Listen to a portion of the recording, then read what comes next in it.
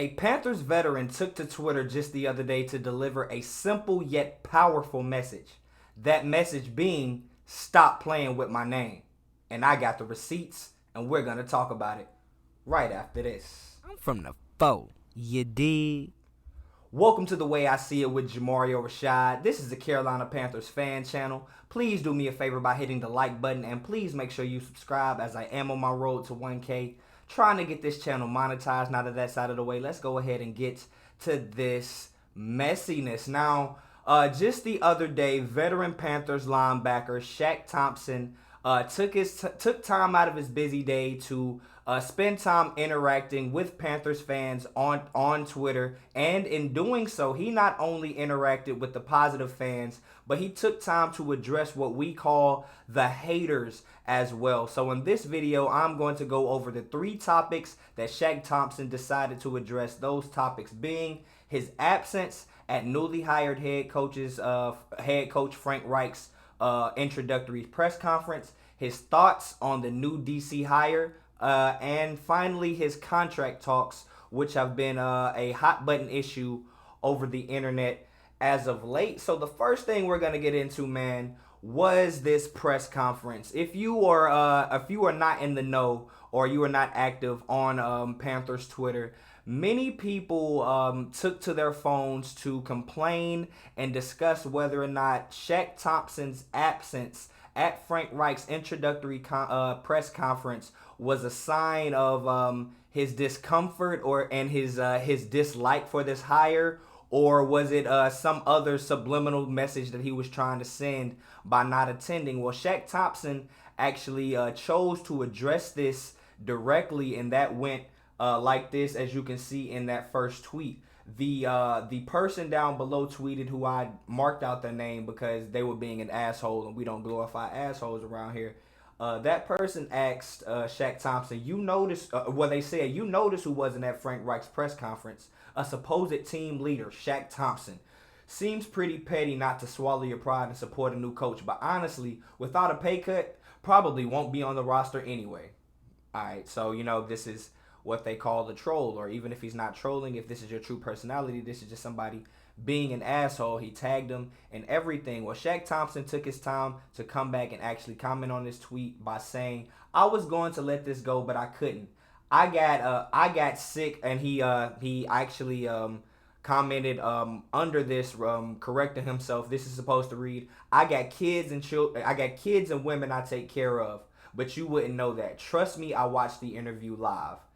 Basically, if you know what those emojis mean, you know what those emojis mean. But this is basically Shaq Thompson saying, please stop with these false rumors and involving me in your conspiracy theories as you continue to push your off-season narrative, as we don't have any actual football to talk about. You all just need some kind of narrative to push, some type of conversation to have, preferably controversial. He says, leave me out of that. Now, to move on, many people, on top of that original speculation as to his disdain for the hire of Frank Reich, people built upon that conspiracy by saying he was in the camp of players that were pretty much they were very much behind Coach Steve Wilks, and they were very upset with him leaving, and this was their way, them not showing up was their way of showing that they do not necessarily support the coach, or they may be potentially about to protest or something along those lines, which wasn't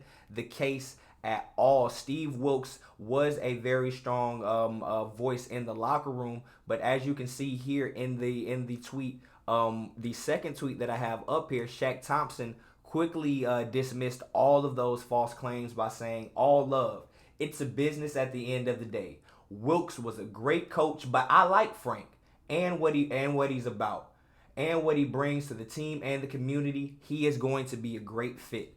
He said, go ahead and kill all of that false energy and all of those falsehoods involving my name and those on my team about how we feel about this hire, just because you want to build on some conspiracy about what you've seen or what you didn't see, or the people that you didn't see present at this opening press conference. Now, for clarification, it is not as though 90% of the 53-man roster was in attendance at this press conference. There was a couple DBs, a few linemen, a couple like there were not. I would say less. There were less than 10 active players actually here. So from the jump, it was already unfair to single out Shaq Thompson as a player, although he may be seen as a leader or a captain. For you all to say he being one of probably 40 some players that didn't show up, his absence is particularly suspicious. That's just completely unfair. So Shaq Thompson went ahead and put all those rumors to bed. Now the next thing that fans asked him about was his feelings on the new hire of former Broncos defensive coordinator.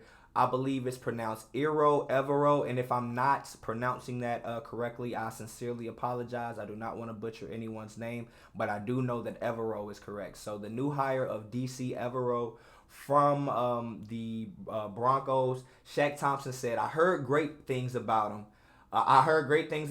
Bringing a culture together, and we, capital we, want to be a top-ranked defense. He's going to put us in position to have success. So he is already highlighting the fact that I do not speak for myself, but me being a leader in the locker room, I can speak for the locker room and say as a unit, although me and my brothers may have a difference in opinion on how this entire coaching thing went, we all do understand that we as a unit have to move forward and play our hardest and go and give 100% effort and submit 100% of our talents to this new coaching staff to make things go right. And he's saying with Evero coming in, he already expects great things out of him, and he knows that the guys that are behind him are willing to invest and submit their talents just as much as he is. So he expects big things out of those guys. But more specifically, who are the guys that he pointed out, or who was the guys that he actually chose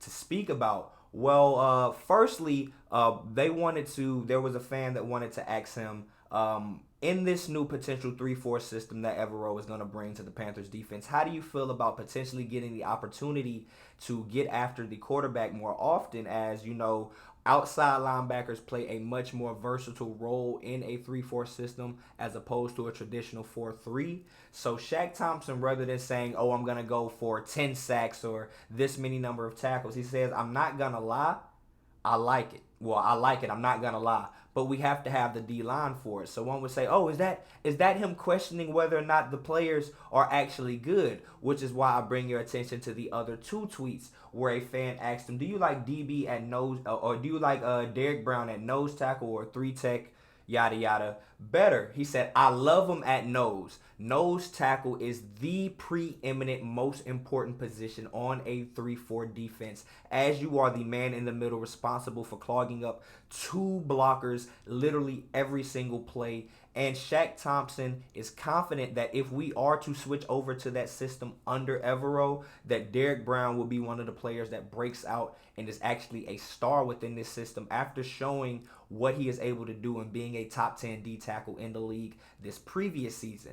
Moving on from there, outside linebackers, as I mentioned, are at a premium in the 3-4 system. So Brian Burns and his versatility to also play outside blitzing linebacker as well as the traditional DN, he is going to eat in this system, according to Shaq Thompson. A fan asked him, do you believe that Brian Burns will be able to reach 15 sacks next season? Shaq Thompson responded by saying, I'll do you one better, and I'll say he'll get 24, which I believe would be an NFL record. So that just goes to show you just how much he has, just how much confidence he has in what Evero is going to be able to bring to this defense. Now, the final thing I want to talk about, which is the main topic of this video, is Shaq Thompson addressing the inevitability of his huge cap number coming up this 2023 season.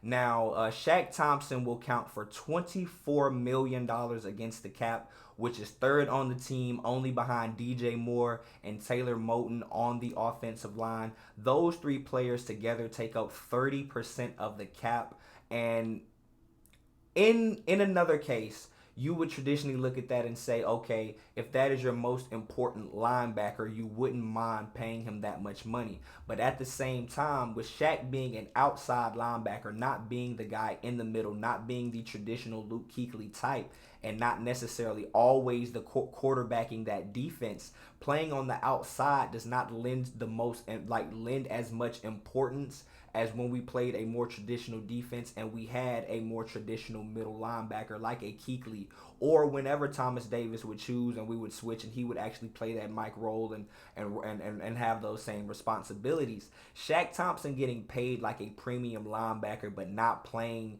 like being schemed up to play at a premium on the defense, does lead many to think that that is a problem, as many think that he could potentially be a cap casualty coming up this offseason. Well, Shaq Thompson chose to respond to all of those rumors by saying this: none of this changes my mindset.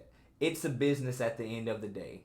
No hard feelings. Whether I'm here or not, I'm a root for my team and my brothers. Best believe I'm going to be here. We can work something out.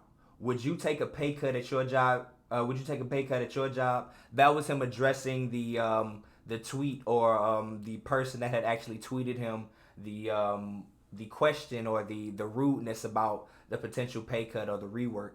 So that was Shaq Thompson go ahead and saying that I've been here the entirety of my career. I love these guys. I love this city. And before anyone goes out and makes assumptions about how I'm feeling, about my business dealings, about what my agent may be telling me, about whatever business strategies I may be thinking about, you all could just come to the source and please take my words as what I say, being Shaq Thompson, that he is here, he wants to be here, and he's willing to do whatever it takes to make sure that he remains a Carolina Panther, even if that means restructuring the contract, even if that means taking a reduced rate to accept an extension to stretch that money out over more years. Whatever it takes, he's saying, please stop speaking ill on my name. I am 1000% committed to this team, and I hope that you all can support me through whatever business dealings goes on in the offseason. So Shaq Thompson said to all of the haters that either want me cut